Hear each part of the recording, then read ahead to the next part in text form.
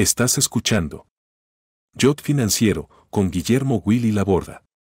Yacht Financiero es presentado por Puente Holding UK, una compañía especializada en Wealth Management, Sales and Trading, Capital Markets e Investment Banking, basada en el Reino Unido y con oficinas propias en Argentina, Paraguay, Uruguay, Panamá, Estados Unidos y España. Puente cuenta con más de 100 años de trayectoria y 35.000 clientes en todo el mundo, entre individuos, empresas, instituciones y sector público.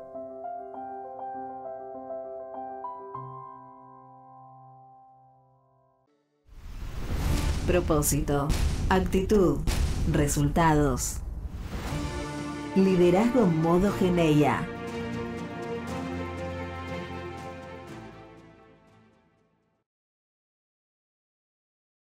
Y ya estamos nuevamente conectados con Guillermo Calvo para esta segunda y última parte de la entrevista. Guillermo, nuevamente un honor que estés aquí en Yacht Financiero. Por favor, un gran gusto. Guillermo, bueno, ¿cómo vamos a seguir con el análisis de los papers que fueron muy emblemáticos y de gran impacto en la ciencia? En este caso nos quedaba pendiente el de Sudden Stop. ¿Cómo surgió la idea de trabajar este fenómeno? Surgió la idea por desesperación, por no entender qué diablos estaba pasando, por qué era tan... Bueno, en primer lugar, el concepto es que de repente se cortan los flujos de capital. Veníamos de un periodo de bonanza para los emergentes, y en ese contexto, de repente, en la Argentina, lo que vemos es una caída fuerte del flujo de capitales, lo que tiene obviamente un efecto muy fuerte sobre la producción. Y entonces el tema es que en ese momento, y esto es muy importante, todos pensábamos en términos de modelos de ISLM, los modelitos simples, ¿sí?, que se hizo en los años 30, donde hay un solo equilibrio. Sudden Stop llevó a pensar en la posibilidad de que de golpe pasen cosas que te manda a otro equilibrio totalmente, pero es un equilibrio. Y eso es mucho más peligroso, porque vos podés enseñar la economía, decirle a la gente está confundida, pero no, al ser un equilibrio, si la gente piensa que eso va a pasar, pasa. Y no, Claro. no es un error. Ese tipo de macro no existía. Y entonces, bueno, en Argentina siempre, yo por eso en algún momento vos me preguntaste, ¿me inspira la política para buscar modelos? Bueno, sí, yo estaba muy preocupado en el tema por lo que le estaba pasando a la Argentina. Además, el SEMA hizo fue cuando el SEMA creó su revista especializada en economía. Y mi trabajo, sobre todo, que primero está publicado ahí, que es perfecto, porque motivado por la Argentina, escrito en la Argentina, y estaba Rudy Dombo también. De paso se ha dicho, Rudy fue el que me hizo coautores, me inspiró a usar la palabra Sudden Stop, por algo que él dice, ¿no? No, yo lo considero que no me estoy ahorrando valor, pero fue un tema que afortunadamente empezó a salir. Luego vino, como siempre me preguntás, la política inspira tu trabajo teórico, sí, y ahí tenés un ejemplo. Así que bueno. Y de hecho tiene actualidad hasta también ahora, Sudden Stop. Sigue teniendo, ¿no? La palabrita, mi consejo para los economistas jóvenes es búsquense alguna palabrita, así como la otra, Fear of Floating. Fue muy exitosa. Mucha gente la conoce y no sabe de qué se trata. Sí, tal cual. Hay que ser muy selectivo, porque la verdad que cuando vos ves la cantidad de papers, especialmente hoy día, que se producen por unidad de tiempo, gracias al Internet, es enorme. Entonces, ¿quién te va a leer? En primer lugar. Elegir bien el concepto. Es verdad. Otro de papers de los papers que publicaste muy importantes en 1988, en este caso, es Servicing the Debt y el rol de las expectativas. Bueno, creo que fue un modelo, uno de los primeros en elaborar un modelo macro con equilibrios múltiples, que hoy creo, por lo que veníamos hablando incluso, me comentabas que se sigue dando. Sí, curiosamente, volví a vivir ese paper. Sí. El paper en American Economic Review siempre es útil publicar en journals así importantes porque eso se lee. Y fue inspirado por Brasil. No se dice ahí en el paper. Sí. Pero estábamos trabajando, creo que yo ya estaba en el fondo, sí, yo estaba en el fondo, en una posición temporaria. Y el problema era que Brasil trataba de estabilizar y no podía. No podía, ¿por qué? Porque la gente quería llegar a una inflación razonable. Pero estábamos partiendo de inflación, no me acuerdo el número, pero el tipo de número como arriba de 300%, una cosa así, anual. ¿Y qué era lo que pasaba? Claro, cuando uno tiene una inflación tan alta, la tasa de interés es muy alta también. Sí. Entonces, si viene el gobierno y te dice, voy a bajarlo a una inflación del 3% por año, supongamos, una cosa así, aunque sea más grande, 10% por año. Si la gente te cree, las tasas de interés deberían bajar a valores cerca del 10%. Claro. Se quedaron, que eran, creo recordar, 30% por mes. Es más alto de lo que nosotros tenemos. Y se les quedó ahí. Entonces, ellos trataron de estabilizar el fenómeno, tenían todas las herramientas, habían hecho todos los ajustes, pero la gente pensaba que la tasa de inflación va a ser altísima. Entonces, la tasa de interés sobre la deuda pública reflejaba eso. Y el gobierno podía hacer cosas de tal manera que los precios no subieran tanto. ¿Qué quiere decir? Que el tipo de cambio, la tasa de interés real altísima, y empieza a quebrar todo el mundo. Claro. No podían. Entonces, ¿qué pasaba? Cuando se encontraban que la tasa de interés no había bajado, porque no le creían, entonces el gobierno se ajustaba y volvía a inflar a esa tasa. Entonces, de esa manera se creaba por las puras expectativas de la gente. Eso es lo que me gusta de ese paper. Pura expectativa de la gente, que uno en general piensa, así nos enseña mucho macro, las expectativas reflejan lo que el gobierno está haciendo o planea hacer. Bueno, claro. Es un poquito más complicado, es un poco lo que te dice el paper. Si la gente piensa que yo no lo voy a poder hacer, me van a forzar a no hacerlo, a no hacer el ajuste, ¿no? Entonces, eso es lo que me gustó y creo que ahora que estamos viviendo en un mundo tan curioso, donde las expectativas están jugando un papel tan importante. Fíjate, la crisis del West Coast, acá, la bancaria, fue básicamente expectativas. Y después el contagio al resto del mundo. Y ahí están. Y vos lo escuchás al presidente del banco, de la FED, que dice, estamos confundidos. Entonces, ahora es peor todavía. Entonces, la posibilidad de la existencia de equilibrios malos que convivan con equilibrios buenos, no se puede contar. Y para la Argentina nuestra ahora, yo creo que un mensaje que sale de este tipo de modelos, ojo con las expectativas. Claro. Y uno ve cierto juego, le das lugar. Si se puede trabajar sobre las expectativas, imagínate, no quiero decir que esté pasando, pero los kirchneristas podrían muy bien tratar de convencer a su gente de que la inflación no va a parar. Y si la gente cree que no va a parar de golpe, con ese tipo de movimientos que hablábamos, te vas a un equilibrio donde no puedes hacer nada, se desprestigia el gobierno y vos ganaste. Pero no haciendo algo, es afectando las expectativas de la gente. Eso cambia, te das cuenta, el juego macroeconómico a nivel político, que sin eso no lo ves, porque sin eso, que es lo que terminan diciendo muchas veces los políticos. Bueno, que la gente está equivocada, que no entiende, que no sabe economía.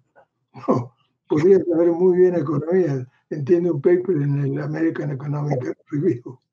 Es muy sofisticado. Pero es al revés, Claro. de ellos. ¿Sabes? Guillermo, en relación a lo que decías recién, ¿puede ser que el aumento de las expectativas, del rol de las expectativas en todo lo que es la política y lo que hablabas recién del paper, haya estado aumentando fruto de la mayor conectividad que hay entre todos los agentes económicos, de internet, celulares, etcétera, etcétera? ¿Puede ser por eso también que haya un mayor peso de las expectativas? Yo no sé, pero es un tema que estamos acá en casa con Sara discutiendo todo el tiempo. Pero es perfectamente posible que ese sea el caso. Dice que puedan manipular desde ese punto de vista. Vos trabajás en internet, te empezás a hacer mensajes de ese estilo, te juntás con gente que lo cree y de repente te pasa todo otro equilibrio. Pero todavía conocemos muy poco, digo, experiencias muy limitadas. Yo le tengo miedo a la artificial intelligence, inteligencia artificial, porque eso Sí. facilita aún más.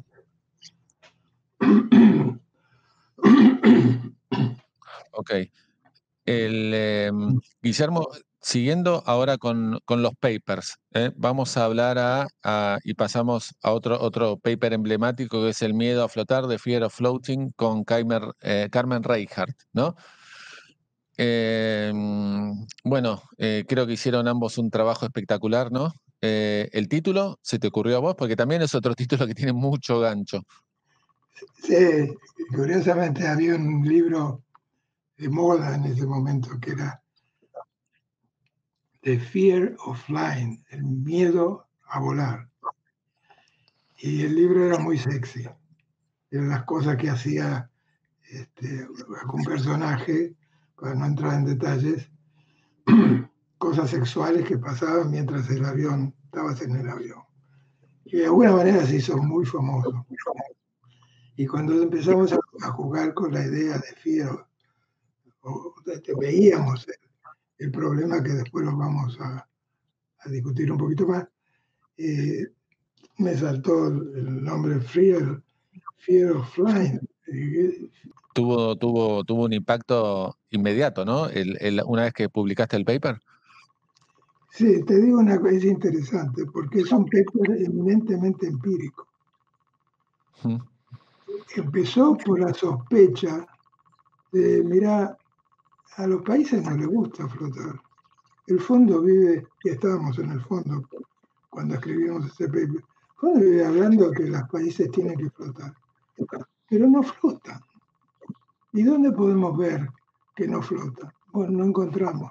Entonces desarrollamos, particularmente Carmen Reichardt, que es una genio, especialmente para esas cosas, se le ocurrió una manera de testearlo, muy convincente para la profesión, y de golpe te das cuenta en la mitad de una situación donde el fondo te estaba forzando o sugiriendo que flotar, aparece este paper que dice nadie flota. ¿Qué pasó? Entonces, ahí es un paper que origina después una serie de ideas, en mi caso, que las asocio con un tema de liquidez. Tal vez podemos tratarlo más adelante. Porque un tema que está muy relacionado a eso es la dominancia del dólar.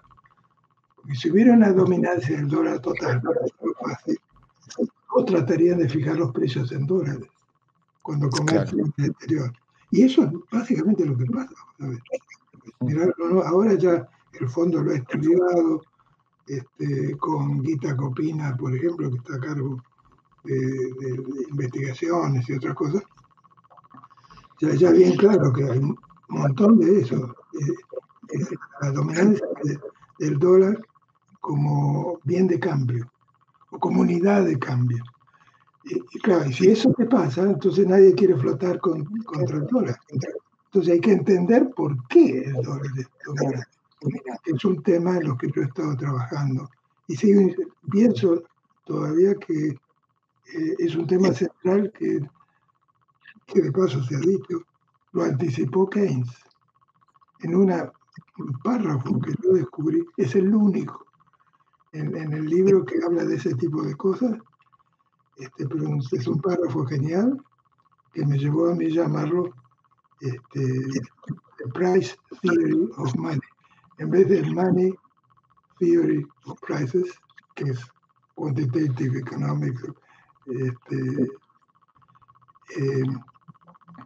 en vez de ir de ese lado, tomar M como factor dominante que determina los precios, aquí los precios determinan el dinero. Es decir, determinan qué dinero va a ser utilizado para el comercio internacional. En fin. Buenísimo. Y de vuelta, qué impacto y la actualidad muchas veces también de los papers, también llama la atención de todos los que publicás, ¿no? Porque también tiene mucha actualidad hoy, y en Argentina incluso el miedo a flotar, ¿no? Sí, sí. Yo creo que tal vez una enseñanza para los chicos que están estudiando economía o son jovencitos, que ponerle un toque de policy a los papers es importante. Y hay una tendencia a que la economía sea autorreferente. Sí. Me acuerdo que un colega muy importante me dijo alguna vez, me quería hacer una oferta para que fuera a una universidad. Y yo le pregunté, che, ¿vos qué viste para quererme llevar a esta universidad? Y dice, mira, hay dos tipos de economistas. Están los economistas, la mayoría, son los que hacen teoría de teoría. Si agarras una cosa, le cambias una cosita y entonces después probas un teorema, ¿no? Vos haces teoría de realidad, me dijo. Y hay poca gente que hace eso. Y ahora puedo entender, porque yo lo hice, no lo hace nada más, pero puedo entender, porque realmente tenés que estar muy compenetrado con temas reales para que eso te lleve a hacer una hipótesis que no es común. Y si vos querés publicar, en general, es más conveniente hacer algo sobre algo que ya está hecho. ¿Te das cuenta? Algo que ya... Sí. Hay una tendencia a ir a lo convencional. Claro. A lo que está haciendo el promedio, digamos, a lo que va... Fíjate, cuando vos mandás un paper, ¿quién lo va a referir? ¿Quién lo va a referir? Otro economista. Y si el economista está en la línea de lo que vos estás proponiendo, es mucho más probable que te lo acepten. Ahora, entonces, pero yo un poco nunca le he prestado atención a esas cosas y me salió bien, esto es lo que puedo decir. Sí, sin dudas. A la luz de los resultados, sin duda te ha salido un bárbaro. Otro paper fue el influjo de capitales y apreciación del tipo real de cambio en América Latina y el rol de los factores externos. Este fue como staff paper del fondo en 1993. Creo que revolucionaste el fondo con este paper. Sí, lo quería buscar. Lo quería buscar. Y creo que y diste una conferencia en la Brookings Institution en el 94 sobre México, bueno, y ahí habla todo lo que fue las derivaciones del paper, la crisis mexicana. Hay un artículo muy bueno de la periodista del New York Times que se llama Sylvian Nassar, de A Beautiful Mind, de John Nash, que precisamente también trata el tema. Este paper sí que sacudió también incluso a estructuras del organismo, ¿no? En el organismo tuvimos problemas con ese, porque estábamos Carmen Reinhardt, Leo Leiderman y yo. Y escribimos ese paper juntos. No ese, pero paper de Senado. Sí, porque ponía en tela de juicio ciertas cosas que aconsejaba el fondo. Eso era básicamente la visión convencional del fondo en ese momento, y no me extrañaría que sea muy parecido hoy día, es que la culpa lo tienen los países que tienen la crisis, ¿no? Uno mira a la Argentina y es perfectamente razonable decir eso. Tenemos un desbarajuste, pero mirá lo que hicimos con el déficit fiscal, ¿no es cierto? Después ves enseguida una razón muy fuerte por la cual esto está funcionando mal ahora.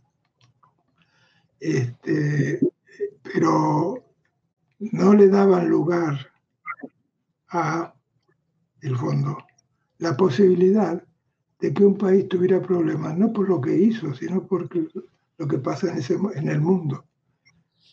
Y esa no era la mentalidad.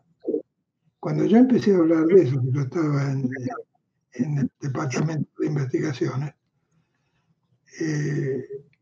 realmente me querían limpiar. No podían, pero había una bronca grande, porque sale del fondo. Ahora, imagínate lo que eso es. Publico algo en el fondo, se hace famoso. Claro. Y va en contra del fondo.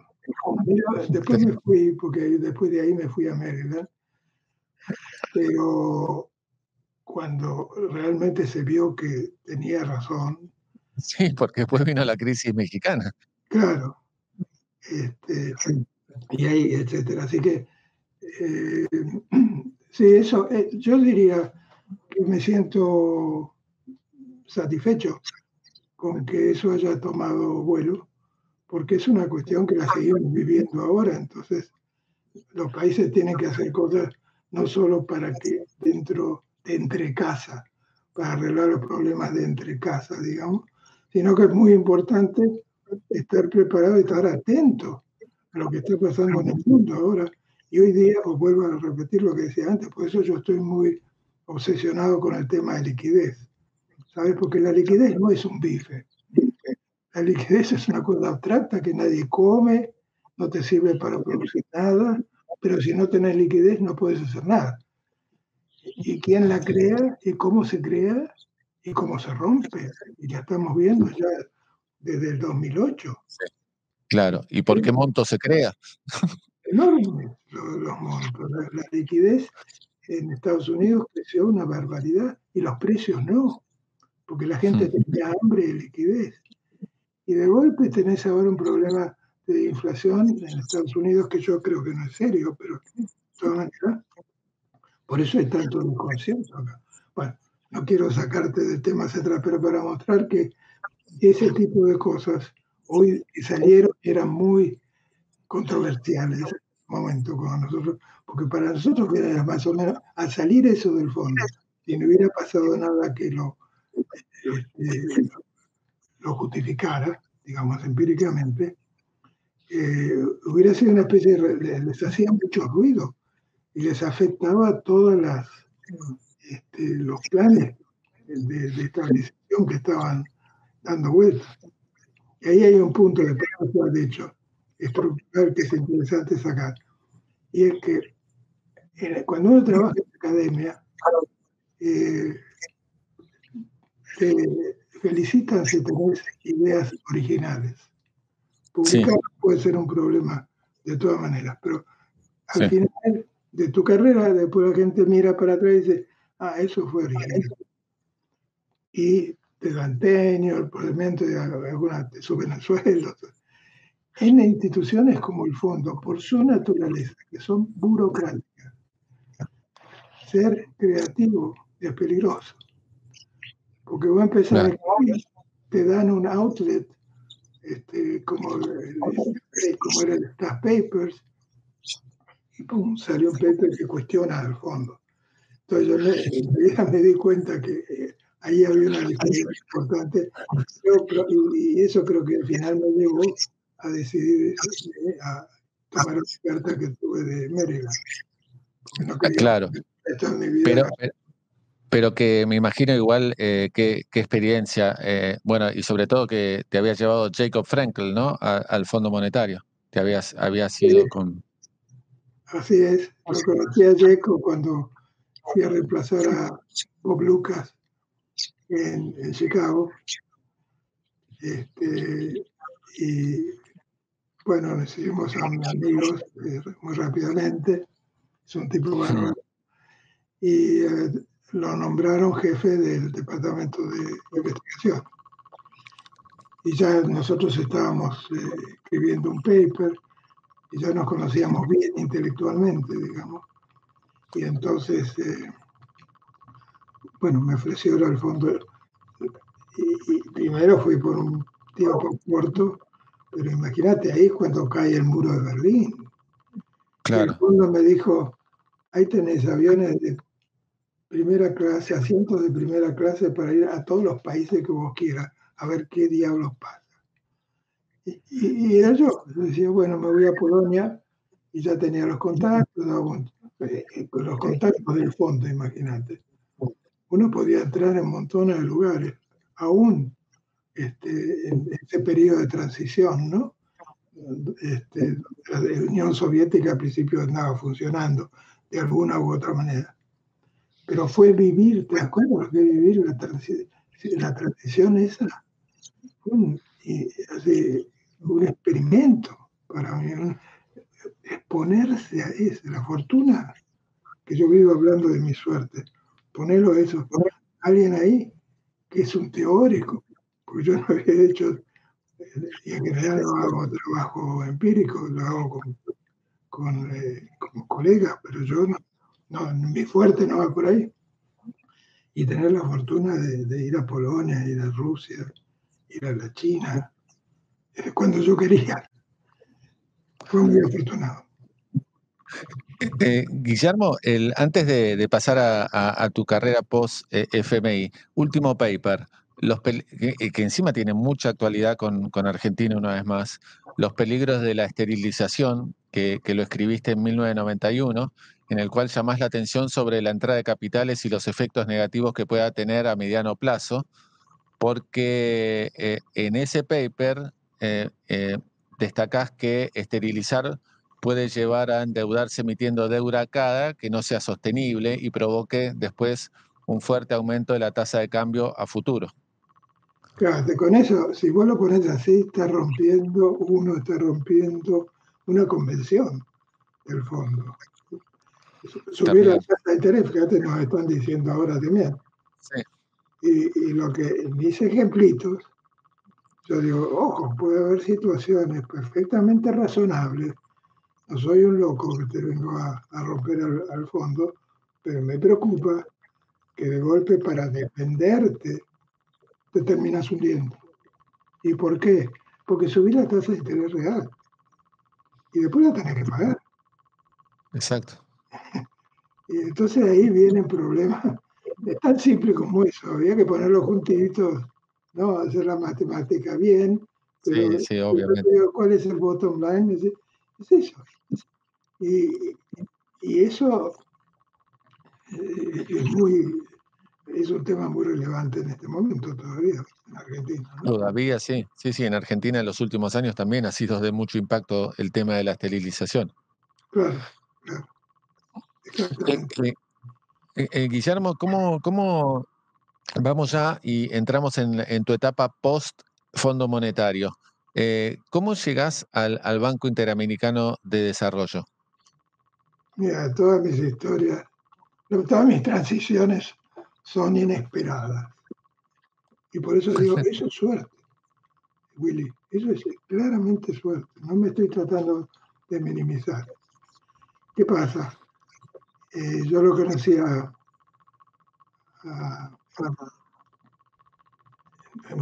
Franco. ¿A Carlos Díaz Alejandro? No, el que era presidente del BID. Enrique Iglesias. El uruguayo, sí, gran persona.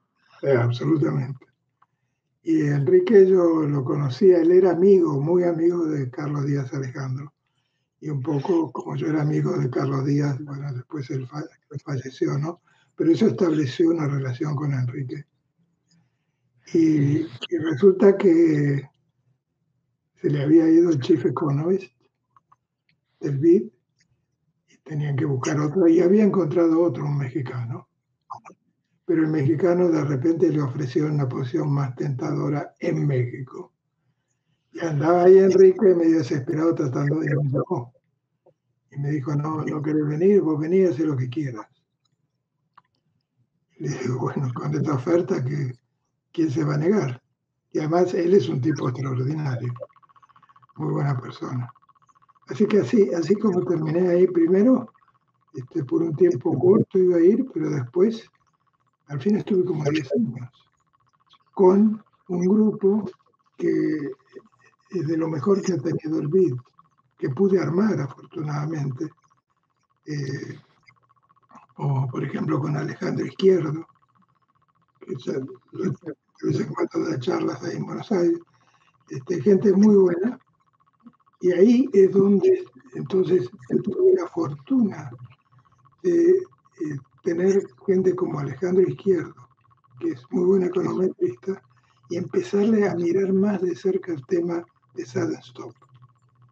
Entonces hicimos toda una serie de trabajos para justificar el concepto de Sudden Stop y cuáles eran los factores. Una cosa es Sudden Stop, que era lo que yo había descubierto antes, pero ahora yo quiero hacer política, no sé, política económica. ¿Qué tengo que hacer? ¿Qué es peligroso? ¿No? Por supuesto, la cuenta corriente negativa es peligrosa, sí te aparecen otras cosas. Y también lo que es peligroso es tomar deudas en dólares cuando vos tenés pesos. Puede haber un mismatch las unidades, entonces hay problemas, en fin, ¿no? Sin entrar. Así como afortunadamente yo estaba listo, tenía ya conceptualmente, ya tenía la idea del Sudden Stop relevante, ahora era cuestión de hacer econometría.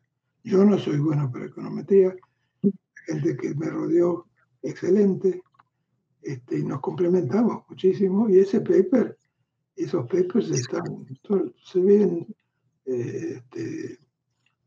updating, se viven revisando en el sentido con datos más corrientes, más cercanos, ¿no? Claro. Pasamos a temas también, más allá de tu carrera, temas también hasta personales, que también le interesa conocer a la gente. De todos los premios que recibiste, que fueron innumerables, Guillermo, ¿cuál te sorprendió más, te causó más satisfacción? ¿El de Carlos, el premio del Rey Juan Carlos en economía, quizás?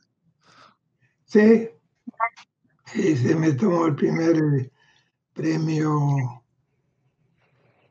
internacional que era un poquito más general que los premios en economía que yo había ya recibido puramente. Pero sí, ese fue el premio. Después me preocupó cuando el rey tuvo que abdicar, mucho después, hace poco tiempo. Sí. Tanto que le cambiaron el nombre al premio. En vez del premio Rey Juan Carlos, ahora creo que es el premio Rey de España. De todas maneras, a mí me emocionó mucho porque, bueno, vengo de una familia española y que me den un premio para mí y para mi familia fue muy lindo. Y yo recomiendo a quienes nos están siguiendo en esta entrevista leer el discurso que pronunciaste al momento de recibir ese premio, porque también es una lección, y también hasta recomiendo porque hablas mucho obviamente no solo de economía, sino de tus inicios y hasta consejos al final, que realmente es imperdible para todos aquellos que les interesa la economía, es imperdible, entre tantas cosas que has hecho, papers o trabajos o presentaciones o conferencias. Yo lo leí varias veces, el discurso que das al momento de recibir el premio Rey de España. Al Nobel, por ejemplo, ¿le das importancia? ¿Qué opinas de los Nobel de Economía? Opino que es un dolor de cabeza. ¿En serio? Es muy lindo el momento. Como pasa con todos los pecados. Estás muy contento en el momento que te lo das. Después tenés que vivir con eso. Yo ya lo estoy empezando a vivir, no a ese nivel, pero conozco, bueno, colegas, por ejemplo, Ned Phelps, que lo tuvo hace unos cuantos años, que te perdés. Todo el mundo quiere verte. Te van a pagar, pero justo te van a pagar cuando uno ya tiene sus añitos encima. No tiene mucha gracia, está tomando un avión todos los días. No, es, bueno, creo que yo diría lo más interesante de eso es que si uno tiene alguna convicción acerca de qué hay que hacer en economía o tuviera la posibilidad de hablar sobre Argentina, te van a escuchar más. Entonces uno tiene esa posibilidad. Más allá de eso, es medio una monita. Algo te aproximas a lo que pensaba Jorge Luis Borges del Nobel. ¿Ah, sí? No sé qué decía él. Sí, bueno, no le daba mucha relevancia, de hecho. ¿Cómo podemos hacer una recorrida por algunos eventos importantes de la economía y ver cómo te los viviste a cada uno de esos momentos? Por ejemplo, el Rodrigazo, que es un hecho importante en la historia económica argentina de 1975. ¿Cómo lo viviste? Mira, resulta que yo estaba visitando Buenos Aires y mi madre, mi familia vivía ahí, sí, pero lo hacía una vez por año para allá. Y cuando llegué, fue antes del Rodrigazo. Y empecé a mirar las cosas, a hablar con la gente y dije, esto se va al diablo. Clarísimo, vuelvo a Nueva York, a mis amigos, que no los voy a nombrar, pero distinguidos economistas, y se reían casi. Vos estás obsesivo, te estás volviendo obsesivo con ese tema. ¿Por qué? Yo pensaba, porque todavía el keynesianismo estaba dominando. A pesar, es decir, rational expectations es un tema que realmente empieza a calentarse lindo en los 70, con Lucas, etc. Pero todavía el keynesianismo duro, ese keynesianismo que a Milei no le gusta, estaba funcionando todavía. Y entonces le parecía que un problema así financiero, monetario, iba a hacer tanto daño como terminó haciendo. Bueno, en el momento cuando yo llegué, hasta me tomaban el pelo y después tuve mi momento de gloria gracias a Rodrigo.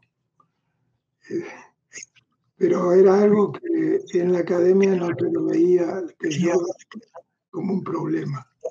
Porque todavía si uno tiene una mentalidad muy keynesiana, y yo no le echo la culpa a Keynes, porque Keynes hubiera cambiado.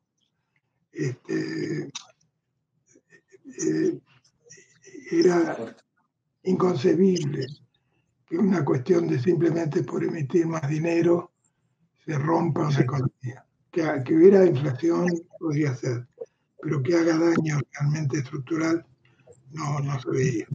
Eso hoy día cambió completamente. Claro.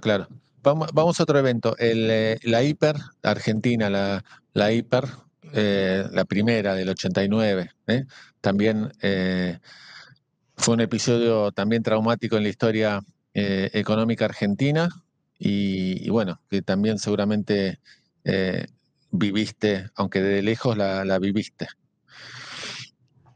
Sí, pero me tomó de sorpresa, porque no estaba en el tipo de cosas que por lo menos yo y mi grupo estaban pensando. Nos tomó de sorpresa y aprendimos. Eso es lo bueno dentro de lo malo de shocks de ese tipo. No solo que Claro. realmente no sé si tuvimos hiperinflación, porque apenas se nos fueron los precios, Es verdad. no es Europa después de la guerra, no es Alemania, no. Nosotros apenas medio maricones nos asustamos mucho y la paramos. Y después vino la segunda parte. La salida de la convertibilidad y la crisis del 2001 en Argentina también, bueno, está también relacionada con lo que escribiste, los sudden stops, ¿no? Pero ¿cómo también la viviste también desde lejos? Estabas ya bueno, creo que estabas en el BID, pero ¿cómo viviste de la Argentina esa crisis tan traumática? Recién llegué al BID y ahora me recuerdo que yo dije algo que a Cavallo no le gustó. Pero el punto central es era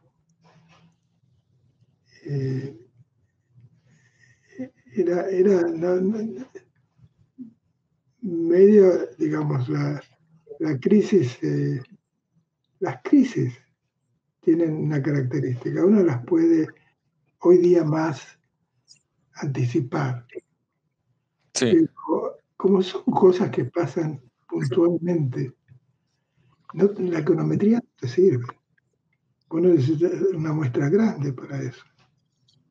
Pero tienes 4 o 5 puntos y realmente luego de la Segunda Guerra Mundial no había muchas experiencias, Bolivia tal vez en algún momento, pero lo viví como una sorpresa que merecía más análisis. Yo creo que se aprendieron cosas de esa experiencia.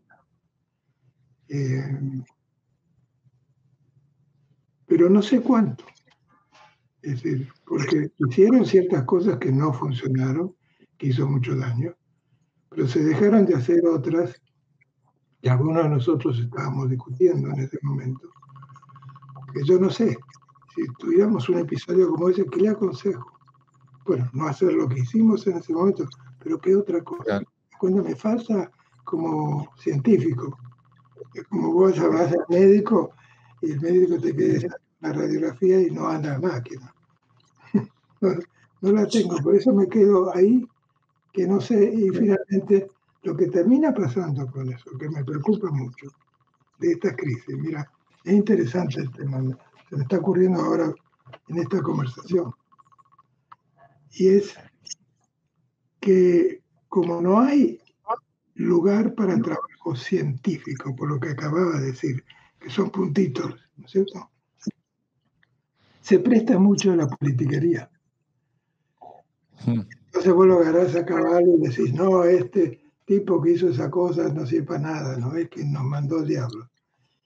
Bueno, vos lo podés decir, no es counterfactual, como se dice en inglés, no está en contra de lo que pasó, pero la implicación de que Cavallo hace ese tipo de cosas no tiene ninguna base empírica. Estaba ahí. El portero del Ministerio de Economía también tiene la culpa. Entonces, eso es lo que yo lamento. Entonces, en vez de aprender, desaprendemos. Y vos le das lugar después a hacer cosas como pasaron, donde estamos hoy pagando el pato de una política monetaria súper expansiva, cuando luego de ese episodio anterior que estábamos discutiendo, interpretado de otra manera, hubiera dicho, ojo, no se metan en ese juego. Ese es el problema de la economía, que es muy frustrante realmente. Sí, sí, sin dudas. El crisis del 2008 en Estados Unidos, la crisis subprime, inimaginable que hubiera ocurrido, digamos, como en Estados Unidos, después de tantas experiencias y tantos avances, ocurrió una crisis de esa naturaleza, ¿no?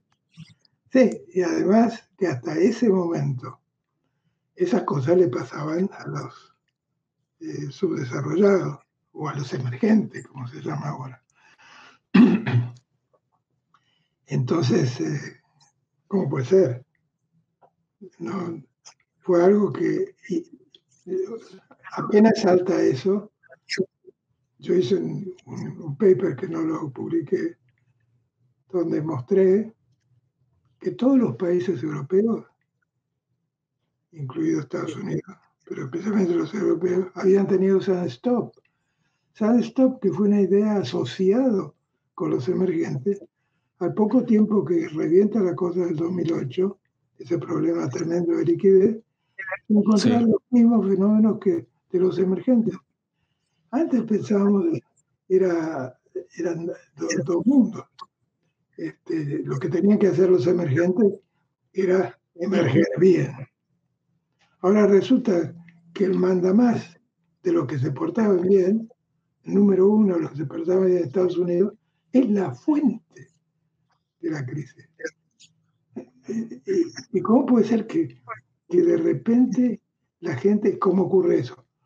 Porque de repente hay algunos activos que hoy día se llaman toxic assets, activos tóxicos, muy importantes, que estaban sentados en los balances de los bancos prominentes del mundo. Y llevó entonces a una destrucción de liquidez enorme. Eso no se había visto, y sin guerra. Con guerra cualquier cosa te puede pasar. Sin guerra. Y no solo eso, cuando me acuerdo que yo estaba en Buenos Aires visitando, y entonces empezamos a pensar, ¿qué pasa acá? Uy, mirá, si las cosas nos han ido tan mal en el periodo en que Estados Unidos y compañía estaban funcionando perfectamente. Ahora que se cayó Estados Unidos, olvídate, vamos a terminar en el pozo de verdad. No pasó eso.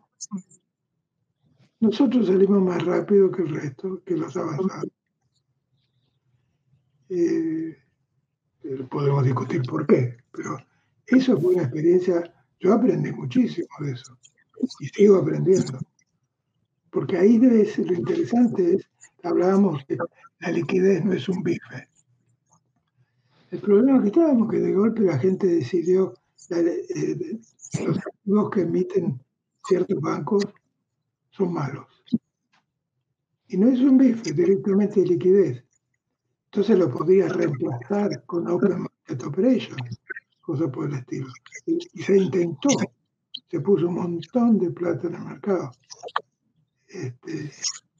Y no fue suficiente. Ayudó mucho. Pero ¿a quiénes ayudó más? Es a nosotros. Porque nosotros estábamos ahí chiquititos, pero no teníamos problemas. El problema es de Estados Unidos. Entonces, pero hay muchos que hacen los países que no están directamente ligados a Estados Unidos y a los avanzados. Y nosotros nos recuperamos. Yo tengo un gráfico precioso, gatito, caímos pum arriba. Y entonces, eso dio un montón de lecciones, diría, inspirar.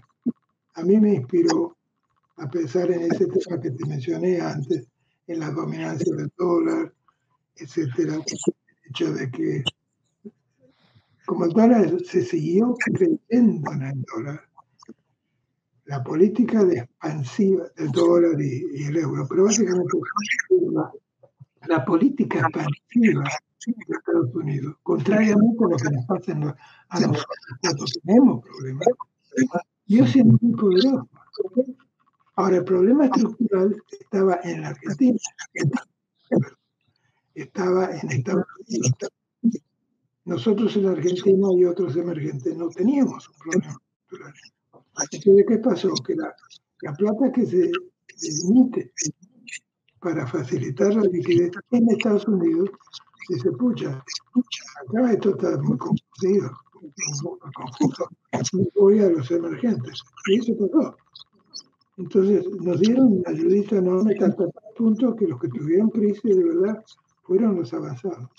Es interesante. Claro. Sí. Estamos hablando cómo el mundo está relacionado hoy día y cómo la liquidez, otra vez, que no es un bife, te cambia las cosas. Guillermo, uno de, bueno, en la carrera de economista tenés la opción de ir por la academia de la que transitaste, y también la opción, bueno, de ir trabajar en organismos que transitaste, y también está la opción de trabajar en la función pública. En un momento fuiste asesor del equipo económico de Roque Fernández. ¿Qué recordás de esa experiencia? ¿Cómo llegaste? ¿Qué te dejó ese paso por la función pública? ¿Qué aprendizaje te dejó? Mira, yo soy muy amigo de Roque y todo el grupo. Y ya habíamos estado discutiendo temas importantes, en particular el tema del plan Bonex. En algún momento Roque me había invitado, quería discutir el plan Bonex, que después se llevó a cabo, pero yo estuve en las primeras discusiones ahí, siendo desde el fondo, estuve trabajando ahí. Así que nos conocíamos no solo como amigos, sino como colegas. Y bueno, como bien sabido, a Roque cuando se va a Cavallo, a Roque lo nombran ministro. Y aparentemente lo primero que hace me llama, dice, vení, te necesitamos. Y yo ya tenía planes de ir otra vez para ver a mi madre. Y no me dijo nada más que eso. Le dije, mira, yo voy a estar yendo para allá, así que no te preocupes, yo voy para allá. Bueno, mientras tanto fue ese fin de semana donde no se sabía qué iba a pasar, y al fin queda claro que Roque va a ser el ministro y que estaba armando su equipo. Yo estaba, no me lo habían dicho, pero estaba entre los candidatos. Entonces llegó, sabían cuando recuerdo del equipo de Roque que tenía grandes economistas, Pablo Guidotti estaba ahí de secretario de Hacienda, y en el Banco Central estaba Pedro Pou. Exacto, ¿no? Y todos amigos. Realmente, Pablo Guidotti fue Research and Assistant mío en ITEGA, en la universidad, en ITEGA. Guillermo, una de las últimas preguntas, leyendo incluso el discurso, de vuelta hago referencia, que das al momento de recibir el premio del Rey de España, hablas de la importancia de la educación en materia económica, citando incluso una frase de Sarmiento, educar al soberano, y también en economía, ¿no? ¿Pensás que debería darse economía en el secundario, en el colegio secundario incluso? ¿Cómo lo ves? Pero yo experimentaría también con a ver cuánto se puede hacer a nivel colegio primario. Los chicos se tienen que sumar, a restar y a dividir, ¿no? Que yo sepa. Y bueno, y le cuentas historias de cuánto cuesta una manzana y bli, bli, bli, y todas esas cosas que hay que hacer. ¿Por qué no enseñarles las cuentas del gobierno? Y que sepa lo que quiere decir déficit fiscal. Empezar ya a trabajar en esa cosa, que se acostumbren, y darles una fuente de datos a las que se puedan relacionar y de traerle alguna relación entre eso y lo que está pasando. Así, empezar con una educación en ese sentido no es nada revolucionario, es usar lo mismo que tienen para explicarle la economía de la familia, que lo que termina en las manzanas y los melones y esto y aquello, que viene Sí. chico con algo que sea impuestos y gastos. No sé cuánto. Sí, y ¿qué consejo le das? Una pregunta típica, algo has mencionado, ya algunas pistas diste a lo largo de estas, de vuelta, gracias por tu tiempo por anticipado, a los estudiantes de ciencias económicas, ¿qué consejo le das? Yo creo, si vamos a hablar de los argentinos, que tienen una fuente de datos maravillosa. Yo terminé fascinado por la economía porque la veía aplicar. A veces uno no tiene, como yo decía, una buena explicación y es frustrante, ¿no? Pero está ahí. Vos te vas a la calle y toda la gente está hablando. Cuando yo llegué a Estados Unidos para estudiar, la inflación no era el tema, y menos la inflación de la Argentina. Y eso, yo diría, dense cuenta que en un lugar privilegiado si les interesa ese tema. Pero en general, yo diría tratar de ir a las sustancias, a cosas que estén, en algún momento que estén relacionados con política económica, que eso en general lo va a enriquecer con algo que no... Un modelo hoy día está de moda, en 10 años de repente no, pero los problemas económicos no desaparecen tan rápido, así que tener una formación y motivación basado en la realidad me parece muy importante. A diferencia de otras cosas como la física, uno puede estudiarla sin tener idea de la realidad porque ya algún otro hizo la conexión y hay muchos temas fascinantes. Pero en economía uno no se puede abrir.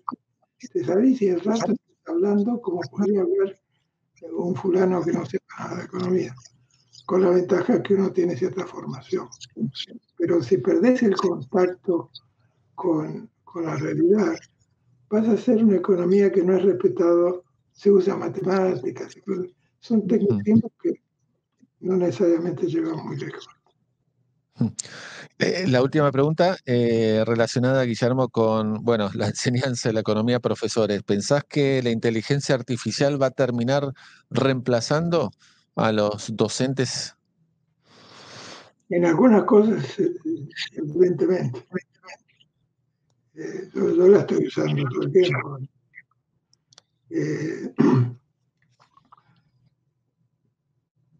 Pero por otro lado, es como la calculadora.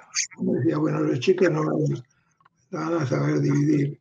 Yo no sé dividir hoy día. Uno tiene el concepto, pero la rapidez de usar los algoritmos que uno tenía para hacerlo no la tengo, no me interesa, no me sirve. Y lamentablemente eso pasa con la cabeza. Si uno no la usa en cierta dirección, se olvida. Pero al mismo tiempo, ese conocimiento de multiplicar y dividir rápidamente, etcétera, ocupa lugar en la cabeza. Entonces no es obvio que es bueno. Hay que reemplazarlo por otras cosas, otras formas. Ahora, ahí es donde a mí se me complica mucho la cosa, porque no sé hacia dónde va a ir.